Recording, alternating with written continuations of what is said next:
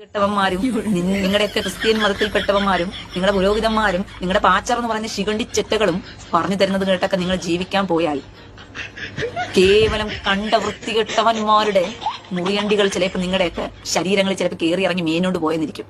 മുഹമ്മദ് ഫൈസലെ ഉമ്മയോട് വിളിച്ച് ചോദിക്കണോ?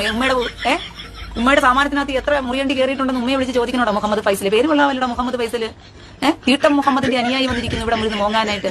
അവന്റെ ഉമ്മയോട് വിളിച്ച് ചോദിക്കണമെന്ന്. അവന്റെ ഉമ്മയുടെ പൂറ്റിനകത്ത് എത്ര മുറിയണ്ടി കയറിയിട്ടുണ്ടെന്ന് പറഞ്ഞിട്ട് അത് നിന്റെ ഉമ്മയുടെ എല്ലാം പോയി ചോദിക്കേണ്ട മുഹമ്മദ് ഫൈസലെ. അത് എന്നോട് വന്ന് പറഞ്ഞിട്ട് കരഞ്ഞിട്ട് കാര്യമുണ്ടോ? അതെന്താടാ മുറിയണ്ടിയെ? തീട്ടം മുഹമ്മദിന്റെ അനുയായി വന്നിട്ട് കരയുന്നു. തീട്ടം മുഹമ്മദിന്റെ അനുയായി ഇവിടെ വന്ന് കരയേണ്ട കാര്യം എന്തിരിക്കുന്നടാ?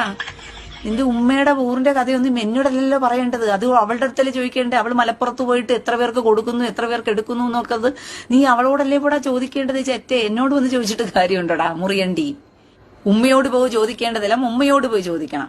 അതായത് ഉമ്മയോട് ചോദിക്കേണ്ട കഥയൊന്നും ഇവിടെ വന്ന് പറഞ്ഞിട്ട് കാര്യമില്ല. നിന്റെ ഉമ്മയുടെ സൗഖ്യേട് തീർക്കണമെങ്കിൽ അവളുടെ കർണം അടിച്ചു പൊളിക്കേ, അല്ലെങ്കിൽ അവളുടെ കുതം അടിച്ചു പോതയ്ക്കുക, അല്ലെങ്കിൽ ഒരു കാര്യം ചെയ്യ്, നീ കൊണ്ട് ഇറാനും കൊണ്ട് കൊടുത്ത് കച്ചവടം ചെയ്യ്. നിന്റെ ഉമ്മയെ കൊണ്ട് കൊടുത്തിട്ട് അവ ഇറാന് മിസൈൽ വിടാനുള്ള മിസൈലുകളൊക്കെ ഇരിപ്പുണ്ട്. പക്ഷെ അത് ആകാശത്തോട്ട് പറത്തി വിടാനുള്ള ഡ്രോണുകളില്ല.